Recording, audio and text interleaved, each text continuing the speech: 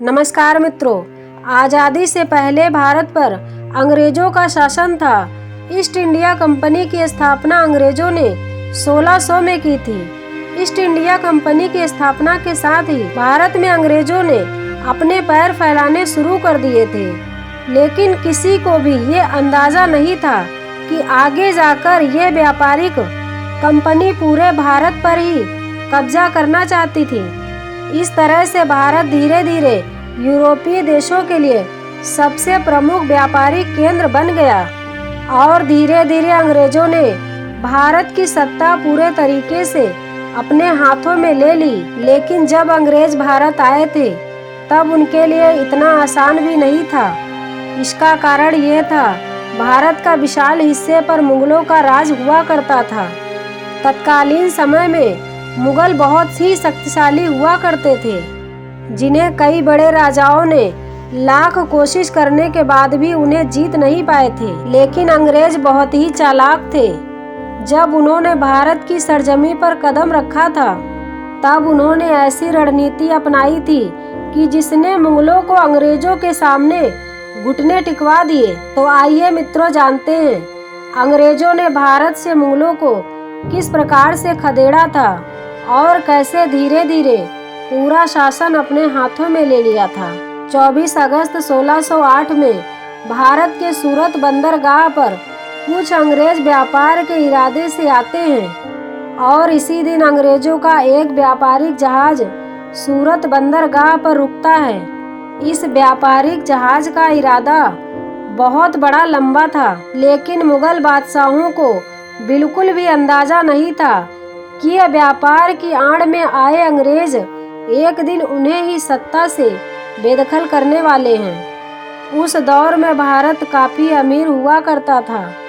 दुनिया के उत्पादन का लगभग 1/4 हिस्सा भारत से ही पैदा होता था। इसीलिए भारत की व्यापारिक गतिविधियां काफ़ी अच्छी थीं और इसी के कारण अंग्रेजों की काली नज़र भारत पर पड़ी। अंग्रेजों को इस बात का इंतजार था कि कैसे भी करके यहाँ पर व्यापार करने की परमिशन मिल जाए। इसलिए कुछ दिन बाद 2 अंग्रेज अधिकारी जहांगीर के दरबार में पहुँचते हैं। ये अंग्रेज जहांगीर के दरबार में परमिशन लेने के लिए गए थे। दोनों अंग्रेजों ने जहांगीर से कहा कि हमें यहाँ पर व्यापार की अनुमति चाहिए। हम यहाँ पर अपनी कंपनी स्थापित करना चाहते हैं। हमारे यहाँ व्यापार करने से आपको भी फायदा होगा और हमें भी। जहांगीर इनकी बातों में बिल्कुल भी नहीं आए, क्योंकि उस वक्त लक्ष्य और पुर्तगालियों के दबाव के कारण जहांगीर पहले यह प्रस्ताव ठुकरा देते हैं। लेकिन इन दोनों अंग्रेजों को यह पता लग गया था कि कुछ दिन और प्रयास करेंगे तो शायद जहांगीर मान जाएंगे। इस तरह से कुछ साल बीत जाते हैं और फिर आता है साल 1615 और फिर अंग्रेजों ने सर थॉमस रो को अपना राजदूत बनाकर जहांगीर के दरबार में भेजते हैं। इस बार सर थॉमस रो ने जहांगीर को अपनी व्यापारी कंपनी भारत में स्थापित करने के लिए मना लिया। अंग्रेज तो यही चाहते ही थे और फिर अंग्रेज धीरे धीरे सूरत, मुंबई, पटना, मद्रास जैसे कई जगहों पर अपनी फैक्ट्रियां स्थापित कर देते हैं। अंग्रेजों ने कई व्यापार किए, जिनमें नील, कपास, रेशम प्रमुख व्यापार थे। इसके बाद अंग्रेजों ने भारत के लोगों में मतभेद डालना शुरू कर दिया। इस तरीके से अंग्रेजों ने भारत से अधिक पैसा कमाने के बारे में सोचने लगे और जगह जगह पर अपनी व्यापारिक कोठियां स्थापित कर दी। अपने व्यापार को इस तरह से बढ़ता देख अंग्रेजों के मन में लालच और भी बढ़ता गया और फिर अंग्रेजों ने सोचा, क्यों ना मुगलिया सल्तनत को ही हटा दिया जाए। उनके बाद तो पूरा भारत अपने कब्जे में ही होगा। दरअसल अंग्रेज भारत और यूरोप के बीच व्यापार के लिए विशेष अधिकार चाहते थे। जब मुगल सम्राट औरंगजेब ने यह अधिकार देने से मना कर दिया, तब साल 1686 में अंग्रेजों ने मुगलों से युद्ध करने की ठान ली।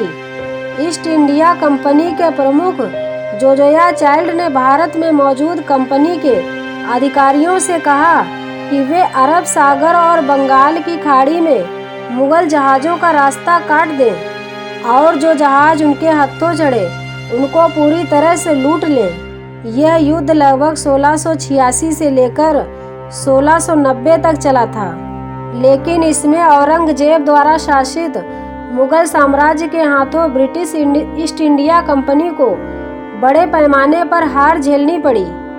इस हार के बाद एक बार ईस्ट इंडिया कंपनी की नाक कट गई थी। फिर अंग्रेजों ने गिड़गिड़ाकर ईस्ट इंडिया कंपनी के अपराध को स्वीकार कर लिया और औरंगजेब से माफ़ी मांगी और फिर ऐसा दोबारा ना करने का वादा किया। औरंगजेब ने अंग्रेजों की बातों में आकर उन्हें माफ़ कर दिया और फिर से उन्हें दोबारा व्यापार करने की अनुमति दे दी, लेकिन ये उन्हें नहीं पता था कि ये मुगलों की सबसे बड़ी भूल है और यही माफ़ी मुगलों के खात्मे की सबसे बड़ी वजह बनी। और इसके बाद अंग्रेजों ने एक ऐसी कड़ी नीति अपनाई कि यहाँ पर फूट डालकर आसानी से राज किया जा सकता है। और फिर आगे अंग्रेजों ने यही नीति अपनाई, फूट डालो और राज करो। इसके बाद फिर साल आता है 1707, जब औरंगजेब की मौत हो जाती है।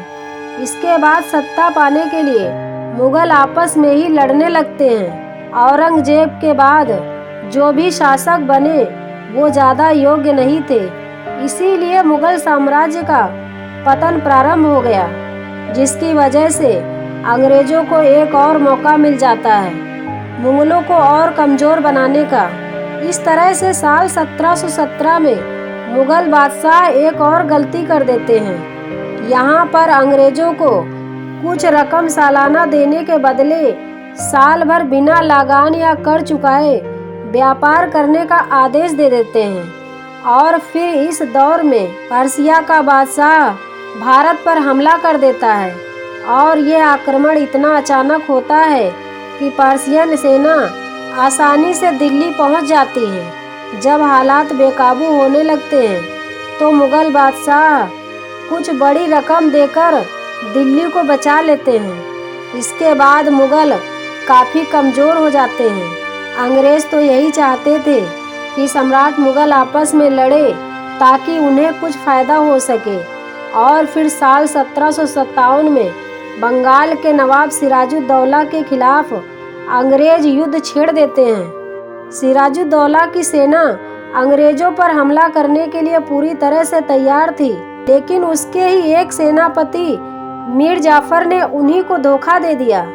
मीर जाफर ने धोखे की मंशा से सिराजुद्दौला को एक दिन पीछे हटने के लिए कहा, लेकिन सिराजुद्दौला को ये नहीं पता था कि यह मीर जाफर अंग्रेजों से मिला हुआ है। सिराजुद्दौला उसकी बात मानकर बहुत बड़ी भूल कर दी।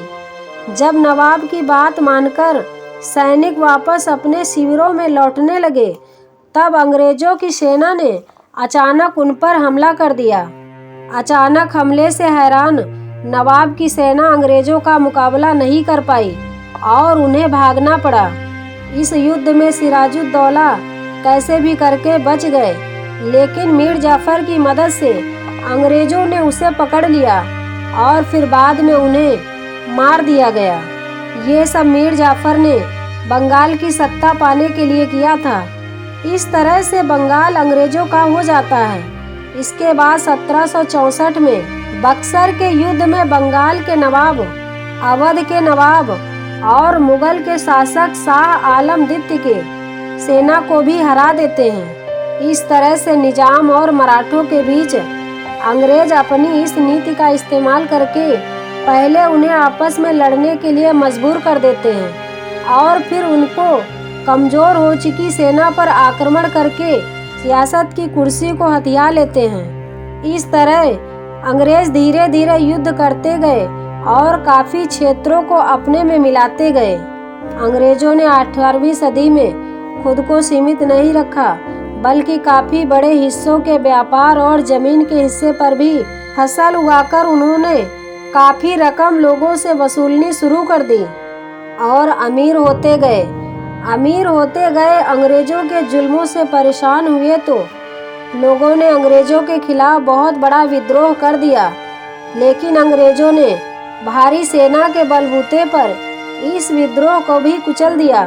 इस क्रांति में अंग्रेजों की जीत के बाद आखिरी मुगल बादशाह बहादुर शाह जफर को अंग्रेज बंदी बनाकर रंगून की जेल में भेज दिया और उनके सभी बेटों को बड़ी ही क्रूरता के साथ हत्या कर देते हैं। इस तरह से धीरे धीरे अंग्रेजों ने मुगल साम्राज्य का नामो निशान मिटा देते हैं।